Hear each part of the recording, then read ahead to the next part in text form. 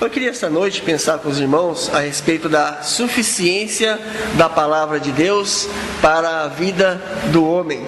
E para meditar a respeito da suficiência da palavra de Deus para a vida do homem, queria convidar os irmãos a abrir as suas Bíblias no Salmo 19. Salmo de número 19. E vamos então ver aqui nesse salmo a suficiência da palavra de Deus para a vida do homem. Estava lendo algumas coisas escritas por MacArthur, e ele fala a respeito disso e eu achei interessante. Então, em Salmos 19, nós leremos vamos ler o salmo todo. São 14 versículos. Salmo 19. Diz assim o salmo. É um salmo de Davi, escrito por Davi, e diz assim: os céus declaram a glória de Deus, e o firmamento anuncia a obra das suas mãos. Um dia faz declaração a outro dia, e uma noite mostra sabedoria a outra noite. Não há linguagem, nem fala, onde não se ouça a sua voz. A sua linha se estende por toda a terra, e as suas palavras até o fim do mundo. Neles pôs uma tenda para o sol, o qual é como um noivo que sai do seu tálamo, e se alegra como um herói a correr o seu caminho. A sua saída é desde uma extremidade dos céus, e o seu curso até a outra extremidade, e nada se esconde ao seu calor. A lei do Senhor é perfeita e refrigera a alma. O testemunho do Senhor é fiel e dá sabedoria aos simples. Os preceitos do Senhor são retos e alegram o coração. O mandamento do Senhor é puro e ilumina os olhos. O temor do Senhor é limpo e permanece eternamente. Os juízos do Senhor são verdadeiros e justos juntamente. Mais desejáveis são do que o ouro, sim, do que muito ouro fino, e mais doces do que o mel e o licor dos favos. Também por eles é admoestado o teu servo, e em os guardar a grande recompensa. Quem pode entender os seus erros? Expurga-me, tu, dos que me são ocultos. Também da soberba guarda o teu servo, para que não se assenhorie de mim. Então serei sincero e ficarei limpo de grande transgressão. Sejam agradáveis as palavras da minha boca e o meditar do meu coração perante a tua face, Senhor, rocha minha e redentor meu. Amém? Vamos orar. Senhor nosso Deus, nós somos gratos, ó Pai, pelas bênçãos que tem derramado em nossas vidas. Obrigado, Pai, pelo perdão dos nossos pecados, pela salvação de nossas almas. Obrigado pela misericórdia, Senhor, demonstrada para conosco, ó Deus. Pedimos que Tu esteja abençoando, ó Pai, aqueles irmãos que aqui estão essa noite, ó Pai, que se encontram aqui. Esteja abençoando também aqueles que estão em viagem, ó Deus, para trabalhos em outras cidades, ó Pai. Pedimos em especial, ó Pai, que Tu venha nos abençoar agora, nesse momento, no estudo da Sua palavra. Nos dê, Senhor, capacidade para compreendê-la, para absorvê-la e para colocá-la em prática em nossas vidas, ó Deus. Nos dê entendimento, nos dê humildade, ó Deus, e aplique, Senhor, a Sua palavra aos nossos corações, ó Pai. Sabemos, ó Deus, que temos, ó Deus, o dever de Te agradar em tudo, ó Deus. Por isso pedimos, ó Deus, que Tu esteja aplicando a Sua palavra aos nossos corações e às nossas vidas, ó Pai. Pois em nome de Jesus Cristo nós oramos agradecidos. Amém. Amém. Então eu queria ver com os irmãos a respeito então da suficiência da palavra de Deus para a vida do homem, para a vida do cristão. O Salmo 19 é um salmo muito belo, que fala de maneira muito apropriada então da palavra de Deus. E nós, como servos de Deus, Deus tem nos provido de tudo aquilo que nos é necessário para essa vida. E tudo o que é necessário para a nossa vida está contido na Sua palavra. Muitos têm buscado auxílio, muitos têm buscado outras fontes, outros recursos, outros meios para que eles possam ter saciado as suas sedes, as suas ânsias, os problemas que ele tem na sua vida, e têm deixado para trás esse manancial de bênção que é a palavra de Deus, que em tudo pode nos ajudar. Aqui o salmista, com poucas palavras, inspirado pelo Espírito Santo, ele faz uma lista de pelo menos 6 características e 6 benefícios que nos advêm por meio da palavra de Deus. Eu gostaria de analisar mais perto cada detalhe dessas 6 características que são apresentadas aqui a nós, então, pelo salmista Davi. E essas 6 características se encontram do versículo 7 ao versículo 8 do Salmo 19. Davi, aqui ele disserta a respeito de 6 características acerca da aplicativa da palavra de Deus para as nossas vidas. Em cada característica que nós vemos aqui, que é expressada por Davi nesse Salmo 19, nós encontramos a expressão do Senhor. Vamos ver do 7 ao 9 e vamos ver então essa expressão mediante essa manifestação, essa declaração do que é a palavra de Deus, e notar onde todas as vezes o salmista fala do Senhor. Versículo 7 diz: a lei do Senhor é perfeita e refrigera a alma. O testemunho do Senhor é fiel e dá sabedoria aos simples. Os preceitos do Senhor são retos e alegram o coração. O mandamento do Senhor é puro e ilumina os olhos. O temor do Senhor é limpo e permanece eternamente. Os juízos do Senhor são verdadeiros e justos juntamente. Vocês vão perceberem todas as vezes que fala que cita do Senhor, o nome Senhor está em todo maiúsculo. E quando o nome do Senhor está em todo maiúsculo, significa Jeová ou Iavé. E Iavé é o nome pelo qual o Senhor faz alianças. Todas as vezes que ele apareceu na Bíblia fazendo aliança com o homem, ele se intitulou como Iavé, como Jeová. Então é notável que todas essas características passadas a nós aqui acerca da palavra de Deus é mencionado como sendo características da palavra do Senhor, de Jeová ou de Iavé. Ao ser revelada o propósito geral e múltiplo da palavra de Deus, ela é chamada de a lei do Senhor, ela é chamada de o testemunho do Senhor, ela é chamada de os preceitos do Senhor, é chamada de o mandamento do Senhor, o temor do Senhor e os juízos do Senhor. Não é à toa que há essa ênfase nesse salmo, não é à toa. Não é por acaso que existe essa ênfase nesse salmo, quanto sendo todas essas palavras do Senhor. Em cada caso que parece o nome do Senhor, a tradução aqui é que vem daquele tetragrama que significa Iavé, que é o nome do Deus das alianças. Cada uma dessas 6 afirmativas ressalta uma característica providente ou proveniente da palavra de Deus, com efeitos diretos produzidos por ela sobre a vida daqueles que a recebem e a aplicam em suas vidas.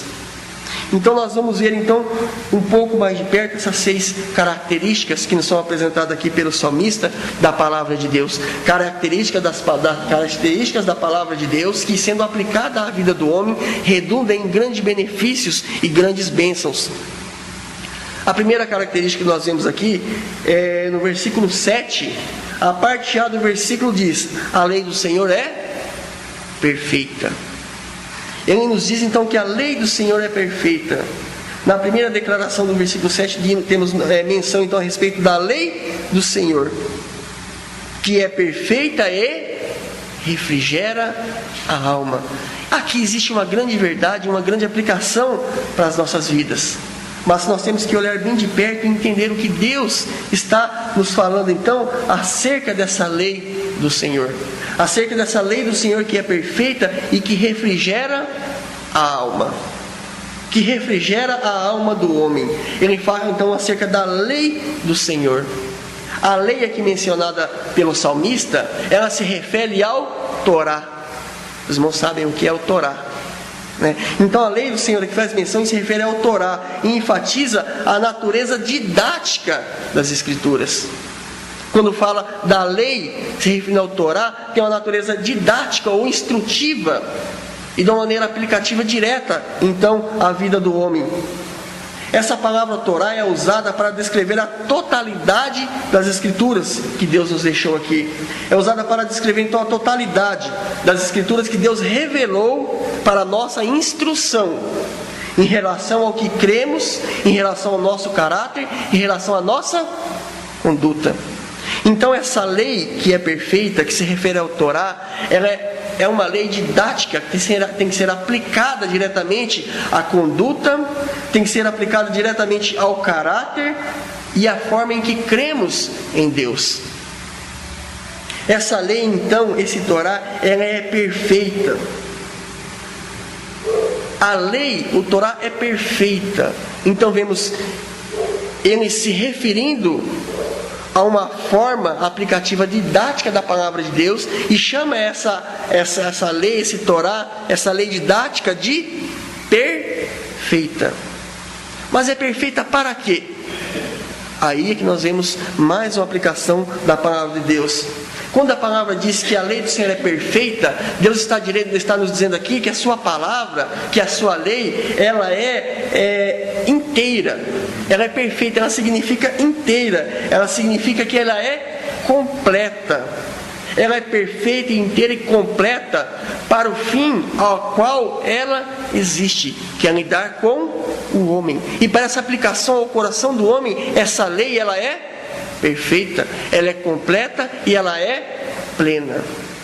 O homem, quando entende e ele então se debruça sobre essa lei, quando ele dá o valor correto a essa lei do Senhor, quando ele não se firma em sonhos, em visões, em enfatizações humanas, em didáticas, em métodos, ele tem uma firme base para que ele possa então edificar uma fé realmente consolidada. Uma fé que não muda. Então essa lei, ela é perfeita, ela é completa, ela é suficiente. Ou seja, ela é perfeita. Ela transmite a ideia de algo que é abrangedor, que cobre todos os aspectos de uma questão. Então a lei do Senhor, ela é perfeita. E de uma forma mais aplicativa, ela é perfeita para responder a todas as ânsias e todas as questões espirituais do homem. É na palavra de Deus que encontramos as respostas acerca de Deus e acerca do homem, acerca de um caminhar com Deus, acerca de um relacionamento entre o homem e Deus e entre Deus e o homem. Ela, no que diz respeito a isso, ela é plena. Ela trata de uma maneira eficaz desses assuntos. Então a lei do Senhor, ela é perfeita. A lei do Senhor, ela é abrangente, envolve tudo o quanto é necessário para que o homem tenha uma vida espiritual frutífera, para que o homem tenha uma vida espiritual expressiva. Quando a gente fala expressiva, não é diante dos homens, mas diante de Deus. Ela é perfeita, apropriada para que o homem então tenha um crescer espiritual, um amadurecimento no conhecimento de Deus e das verdades de Deus, que tem que ser aplicada no nosso dia a dia, para que então essa luz que há em nós brilhe cada vez mais e mais. E quando nós literalmente estamos confiando, estamos nos baseando, estamos nos apoiando na palavra de Deus, tenha certeza, não haverá decepção. E não precisaremos de uma nova palavra, de uma nova lei para que nos sustente, para que nos mantenha unido, para que nos segure no meio da igreja, porque é algo perfeito. Perfeito para o fim a qual ela existe, que é para o serviço do homem a Deus e para o conhecimento de Deus ao homem.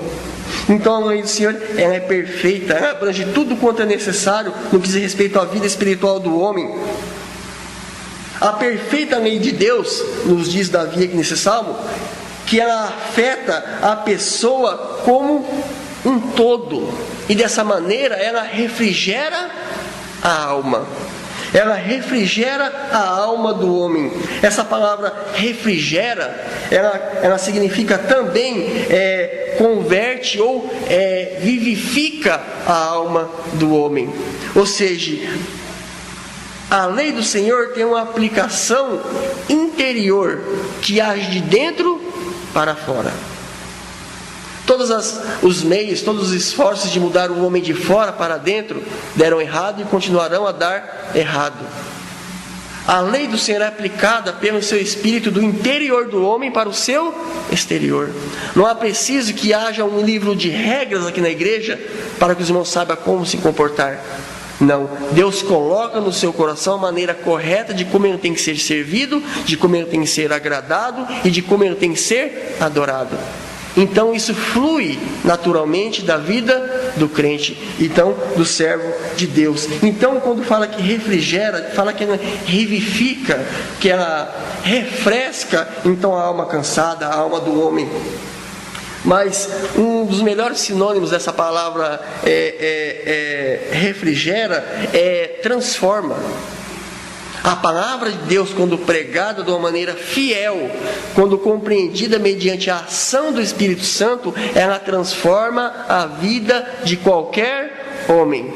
E olhando desse prisma da palavra de Deus, com a ação do Espírito Santo, diante de Deus, não há caso perdido. Deus trabalha, a sua palavra age. Então diz que refrigera então a alma do homem. A palavra grega aqui traduzida como alma é nepeche. A palavra grega traduzida como alma é nepeche, que se refere à pessoa em si, que se refere à pessoa ou ao eu, ao âmago da pessoa. Ao âmago, a essência dela é a pessoa inteira, por completa, é o verdadeiro eu.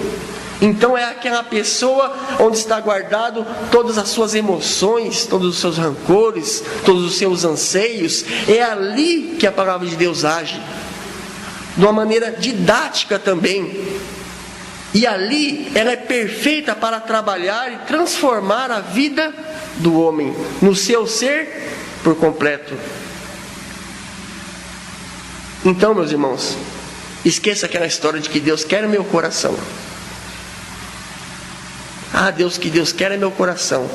A conduta não agrada a Deus, o vestuário não agrada a Deus, a adoração não agrada a Deus, o serviço não agrada a Deus, mas eu tenho feito de coração. Então, o que Deus quer é meu coração. Não existe nenhum lugar aqui onde está escrito que Deus é dono de algum banco de órgãos. Ele não quer seu rim, sua medula óssea, seu coração, nem suas córneas. Ele quer o homem como um ser completo. E ele age no homem como um ser completo. E como um ser completo, ele transforma o homem. E ele refrigera a alma. E a lei do Senhor para este fim, ela é perfeita e ela é completa. Ela é perfeita e ela é completa. Então ela é suficiente para agir no interior, no homem como um todo. E vendo assim, a lei do Senhor é perfeita e refrigera, e vivifica, e transforma a alma, ou o homem. A parte B do versículo 7 diz: o testemunho do Senhor é fiel e dá sabedoria ao simples. O testemunho do Senhor é fiel e dá sabedoria ao simples. Nós vemos que aqui Davi começou a ampliar o alcance da suficiência da palavra de Deus para o homem. Aqui ele amplia a suficiência, a aplicação das Escrituras para a vida do homem. O homem de Deus que tem a sua vida e sua espiritualidade firmada simplesmente em sinais e milagres, ele é um homem volúvel, está firmando uma casa sobre a areia. Porque o testemunho do Senhor é fiel e dá sabedoria ao simples. Mas quem tem a ver isso, irmã Marcela, com a pessoa que está firmando uma casa na areia? Primeiro, gostaria de olhar mais de perto aqui o que diz a Escritura a respeito do testemunho do Senhor. Aqui ele usa o testemunho do Senhor como um sinônimo da palavra do Senhor, como um sinônimo das Escrituras de Deus. O testemunho do Senhor falando das Escrituras como um depoimento divino de Deus.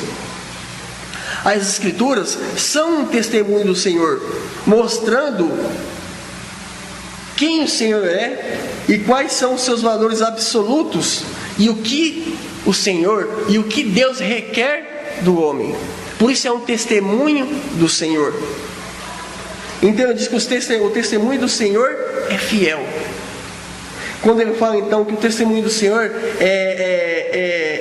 diz respeito ao que Deus, mostrando o que Ele é, que é um testemunho para Deus, através do testemunho do Senhor ele mostra o que Deus requer do homem.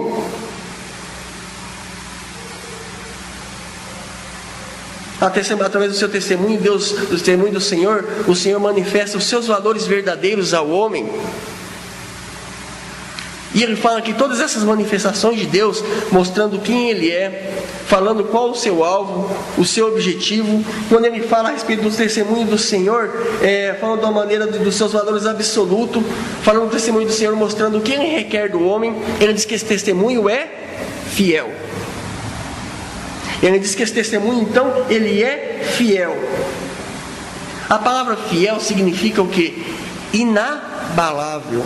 O testemunho do Senhor, então, ele é inabalável, ele é irremovível. Ou seja, você não tem como ofuscar isso, como encobrir isso. E ele é sempre o mesmo, ele é irremovível, ele é seguro. E o testemunho do Senhor ele é digno de toda confiança. Digno de toda confiança. O testemunho do Senhor é digno de toda confiança. O testemunho do Senhor provê fundamento sobre o qual nós podemos construir nossas vidas e nossos destinos eternos. Mas isso só é possível quando é feito sobre o testemunho do Senhor, que é fiel. O apóstolo Pedro, os irmãos marquem aí o Salmo 19, que a gente vai voltar até ele, mas lá no finzinho da Bíblia, o apóstolo Pedro, na sua primeira carta, ele fala a respeito da palavra de Deus, a respeito da palavra dos profetas, a respeito das Escrituras, de uma maneira muito apropriada. Nós temos aqui no primeiro capítulo de Pedro, do versículo 16 ao versículo 19, onde Pedro faz uma exortação à santidade. Ele nos faz aqui um esclarecimento e nos dá um fundamento muito firme. E esse fundamento muito firme, segundo ele, é a palavra de Deus, é o testemunho do Senhor que é fiel. Ele diz no versículo 16: portanto está escrito, sede santos porque eu sou santo.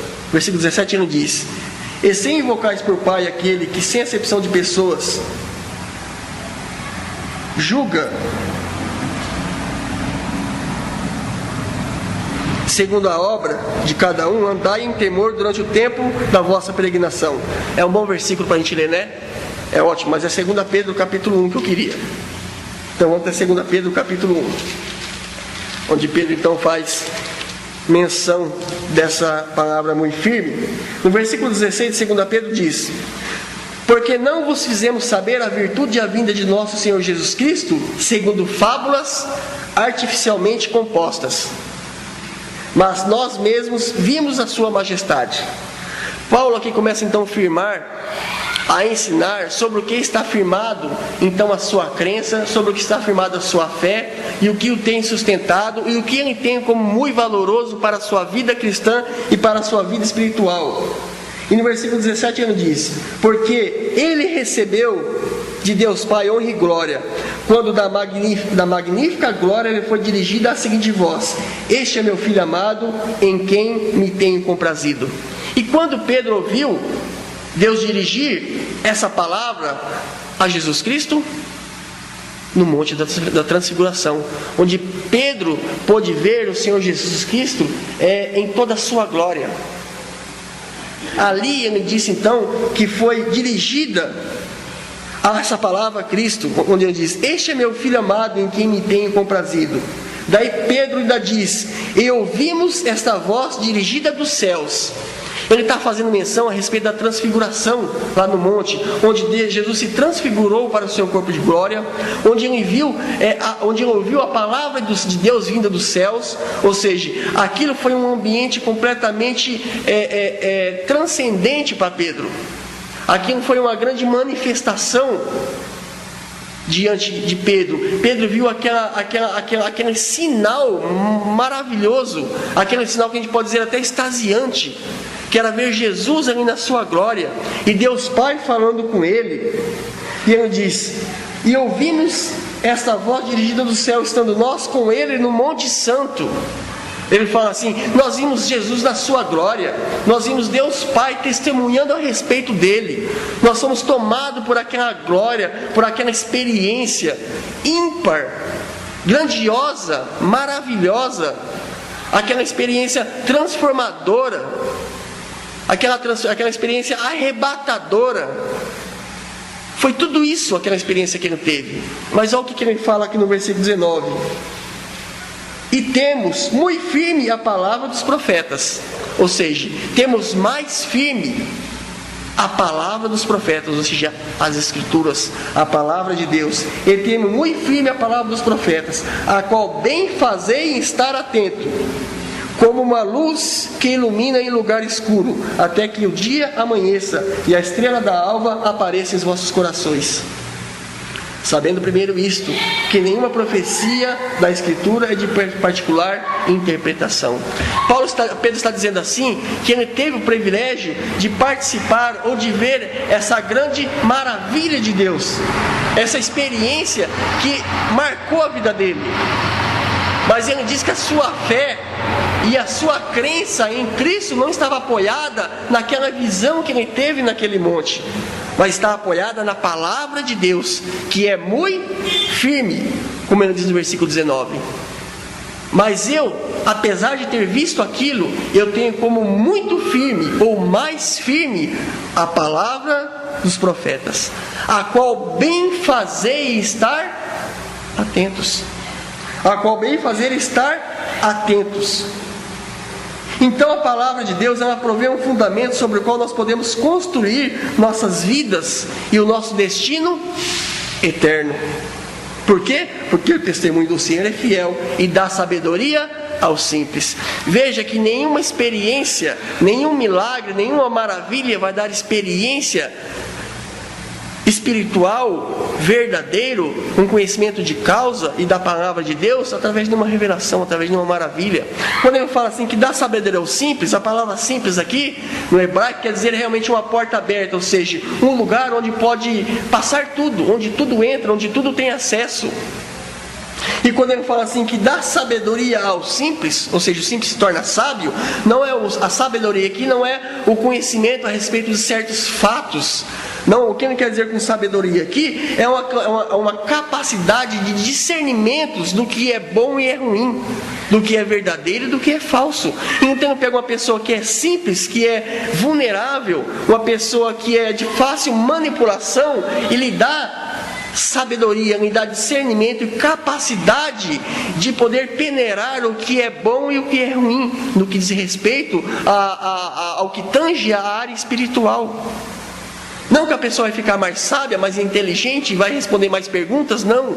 É sabedoria e capacitação espiritual. Ele pega a pessoa simples, de fácil manipulação, de fácil engano, e lhe dá então a condição de poder discernir entre a verdade e o erro na sua vida espiritual. Então ele diz que o testemunho do Senhor é fiel e dá sabedoria aos simples. Amém por isso. Amém por isso. Se assim fosse, que todos os servos de Deus se firmassem na palavra de Deus e não se voltassem atrás de coisas que são volúveis, que são falsificadas de uma maneira muito fácil, como são sinais, como são prodígios, como são maravilhas e por aí afora. Não, nós temos muito firme a palavra dos profetas, como uma luz que ilumina. O salmista diz no Salmo 119 que luz para o meu caminho, luz para os meus pés é a sua palavra. Lâmpada para os meus pés, você sabe onde anda, e luz para o meu caminho, te dando direção. É a tua palavra. Se eu não me engano, Salmo 119, 105 ou 95, não me lembro. Mas o fato é que o testemunho do Senhor é fiel e dá sabedoria aos simples. O terceiro aspecto da suficiência da palavra de Deus para o homem, nós vemos no versículo 8, a parte A do versículo que diz: os preceitos do Senhor são retos e alegram o coração. Os preceitos do Senhor são retos e alegram o coração. No Salmo 19, versículo 8, parte A: os preceitos do Senhor são retos e alegram o coração. Vemos aqui uma terceira característica da suficiência da palavra de Deus para a vida do homem. Eu enfatizo: a suficiência da palavra de Deus para a vida do homem. Seja no que tange a sua vida emocional, espiritual, social, a palavra de Deus é suficiente para você. Ela é perfeita e completa para agir na sua vida em qualquer área. Me desculpe os irmãos psicólogos, mas a palavra de Deus é suficiente para trabalhar na alma cansada, abatida, frágil. Ela é completa. Ela abrange todas as áreas da vida do homem. Por isso ela é perfeita. E os preceitos do Senhor são retos e alegram o coração. Preceitos, dito aqui na palavra de Deus, são orientações divinas para o caráter e conduta do homem. São preceitos. Orientações divinas para o caráter e a conduta do homem. Visto que foi Deus quem criou o homem, foi Deus quem formou o homem do pó da terra, só Deus sabe a maneira de sermos mais produtivos diante de valores divinos. Só Deus sabe a maneira que nós renderemos mais, tendo em vista a ótica da verdade da palavra de Deus, não o sucesso do mundo. Só Deus sabe então a maneira que nós teremos um maior proveito, uma maior rentabilidade, para que nós possamos atingir as razões para as quais nós fomos criados, ou seja, para a glória de Deus. Você só atingirá esse alvo de uma maneira melhor se você seguir esses preceitos, essas orientações divinas para o nosso caráter e para a nossa conduta. Não é através de acampamentos, não é através de enchimentos, não. É através de observar os preceitos do Senhor. Não é através de encontros poderosos e tremendos. Meus irmãos, não existe atalho para a santificação. Ela vem através da obediência e conformação à vontade de Deus. Então esses preceitos são orientações divinas para o caráter, para a conduta e para o dia a dia da vida do homem. Deus nos criou e sabe a maneira melhor de nós termos uma maior rentabilidade, levando em conta valores eternos e valores divinos. E ele diz que esses preceitos do Senhor, eles são retos. Quando ele diz palavra reto, ele não quer simplesmente indicar com a palavra reto em oposição ao que é errado. Esse é reto e esse não é reto, este é errado, né? Não é só isso, é mais do que isso. Quando diz que os preceitos do Senhor são retos, essa palavra tem o sentido de mostrar a alguém o caminho verdadeiro. Os preceitos do Senhor são retos. Ele nos mostra o caminho verdadeiro. Quando digo o caminho verdadeiro, é o caminho que nos leva a Deus, a uma vida piedosa, a uma vida conformada à vontade de Deus, a uma vida que a palavra de Deus será suficiente para nos auxiliar em todas as nossas dificuldades. Então esses preceitos do Senhor são retos. Ele nos leva então a esse caminho verdadeiro que Deus nos dá por meio da sua palavra. Então a palavra de Deus é suficiente para lidar com o homem do século 21. Ela não é uma palavra ultrapassada que valia para uma pessoa que viveu há 1000 anos atrás. Não, ela é completa, ela é perfeita. Os preceitos do Senhor são retos, indica então o caminho verdadeiro. Visto que esse caminho nos conduz a um viver correto diante de Deus, a palavra de Deus nos traz grande alegria. A quem serve de Deus que já experimentou se submeter e ver a palavra de Deus como suficiente e viver de acordo com esses preceitos do Senhor que são retos, ele vai ver que esse viver lhe trará alegria. Alegria incondicional, que no que diz respeito às circunstâncias que ele vive. Ou seja, é uma alegria que flui de dentro para fora. Então as circunstâncias nada tem a ver e infere nessa alegria. É um gozo realmente do Espírito produzido na vida do cristão verdadeiro, daqueles que realmente valorizam e vivem a palavra de Deus e não estão atrás de experiências místicas, religiosas, transcendentais e por aí afora. Não, os preceitos do Senhor são retos, são verdadeiros, indicam o caminho real. E quando você vive e anda nesses caminhos, esses preceitos, eles alegram o seu coração. Se você está deprimido, ansioso, temeroso, duvidoso, aprenda a obedecer então esses conselhos de Deus. E aí você vai desfrutar do prazer que resultará dessa obediência a esses preceitos. Em vez de correr atrás de recursos e soluções humanas, venha a essa fonte e ouça dessa palavra. Então, os preceitos do Senhor são retos e alegram o coração.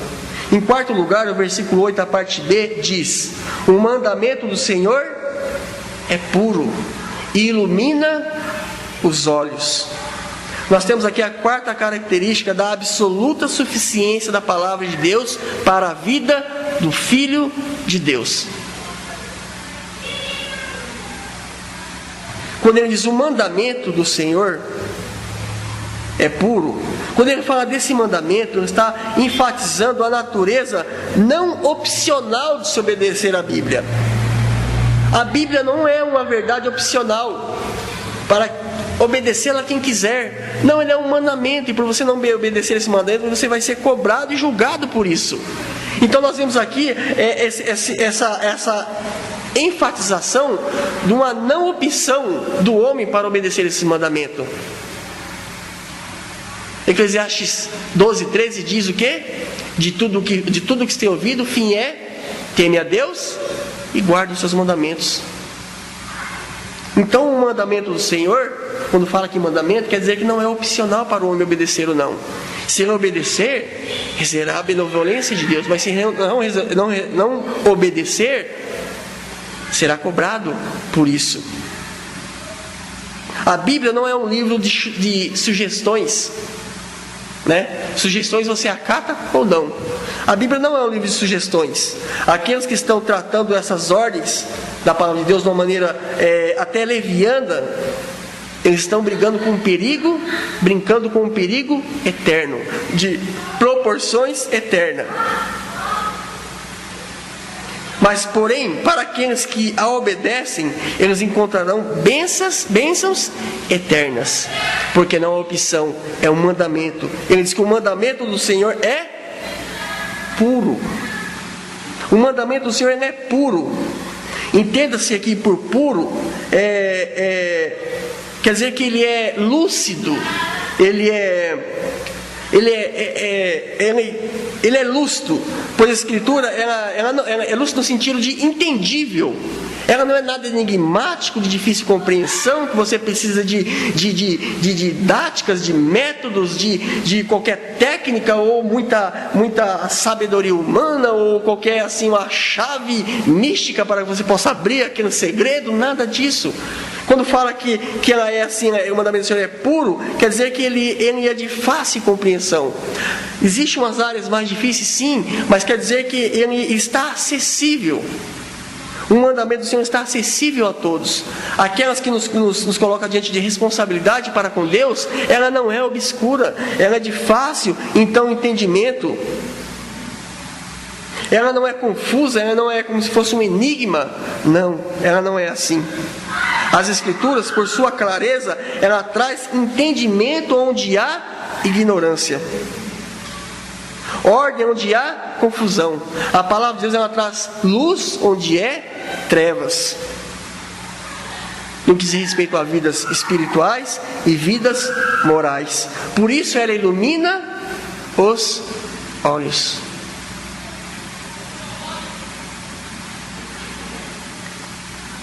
Então nós temos visto que a palavra de Deus, a lei do Senhor é perfeita e refrigera a alma.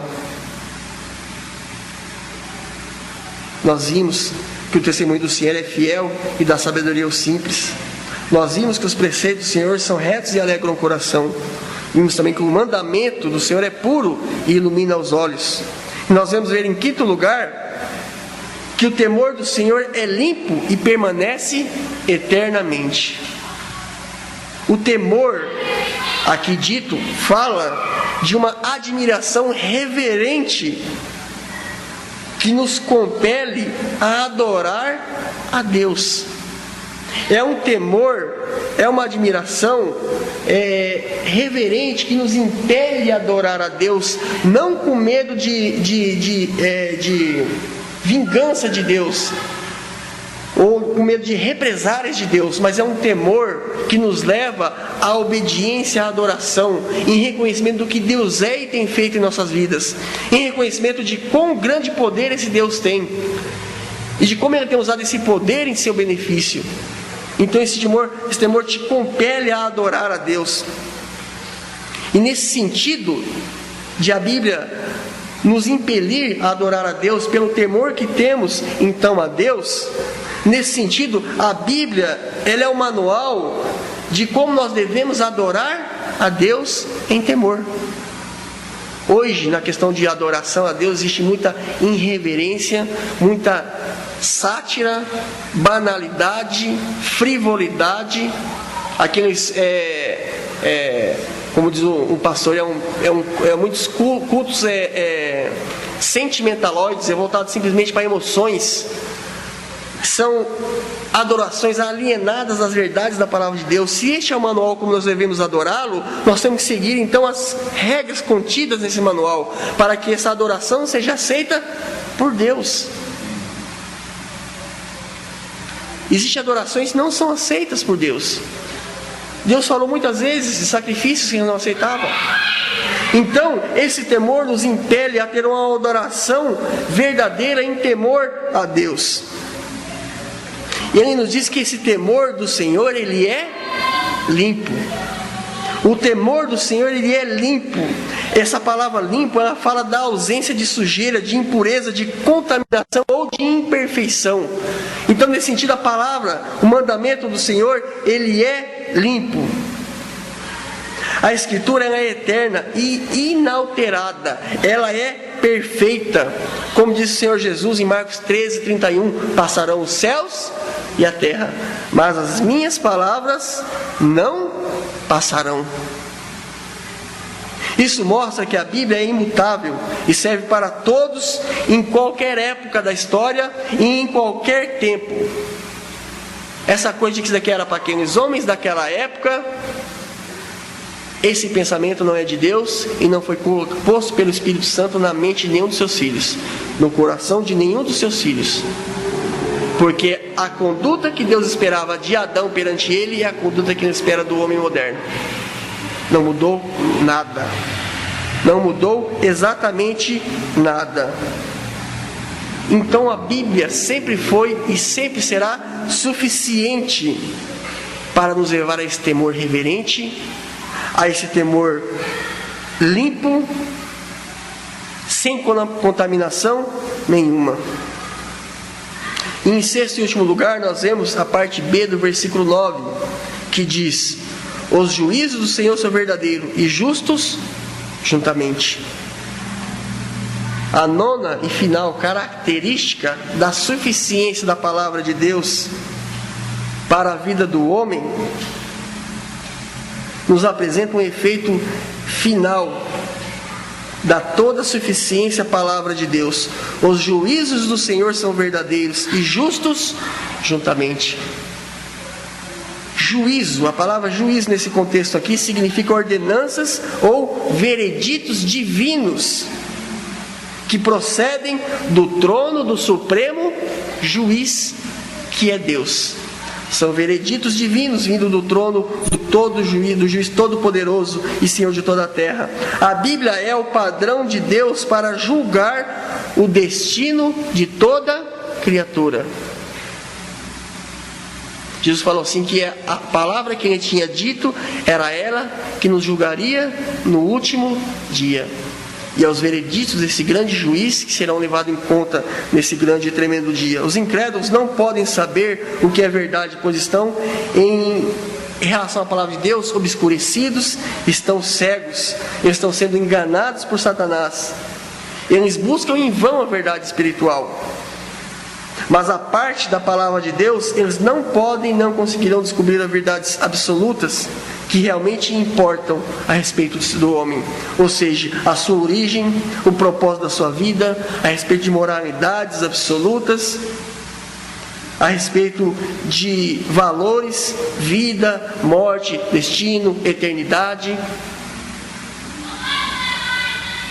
Tudo isso, existe juízos verdadeiros da parte de Deus em cada área.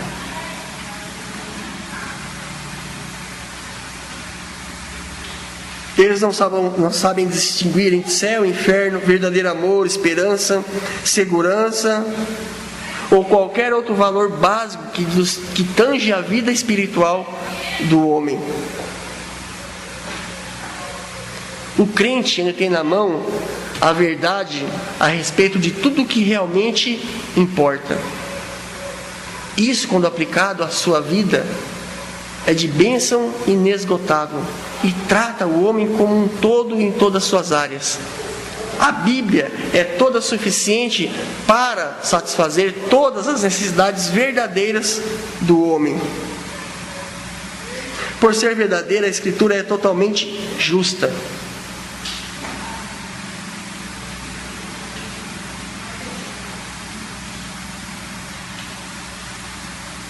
A aplicação dessa afirmativa é que a verdade da Bíblia produz uma justiça abrangente naqueles que a aceitam como é. Ou seja, como a lei do Senhor, como o testemunho do Senhor, como os preceitos do Senhor, como os mandamentos do Senhor, como o temor do Senhor e como os juízos do Senhor. E visto que ela é uma completa e exaustiva fonte de verdade e justiça para a vida dos homens, nós somos proibidos de acrescentar ou tirar algo dessa verdade. Distorcê-la de qualquer forma é errado. Salmo 119, versículo 89 diz: para sempre, ó Senhor, a tua palavra permanece nos céus. E é esta palavra que fala verdades a respeito do crente, da sua vida, da sua conduta e da sua prática. Foi essa palavra, através do Evangelho de Cristo, que nos trouxe a salvação. Que nós possamos ver todas essas verdades na palavra de Deus e possamos aplicá-la em nossas vidas, em todos e qualquer momento que nós passarmos. Que não deixamos nos enganar pelo maligno para correr atrás de coisas passageiras e vãs, coisas que ele pode imitar. Que seja a fonte firme da nossa fé, o testemunho do Senhor e a palavra de Deus. Que o que nos prenda e o que nos una a Deus seja o conhecimento da sua verdade e não experiências produzidas por barriga cheia de noite, quando nós dormimos. Amém? Deus os abençoe.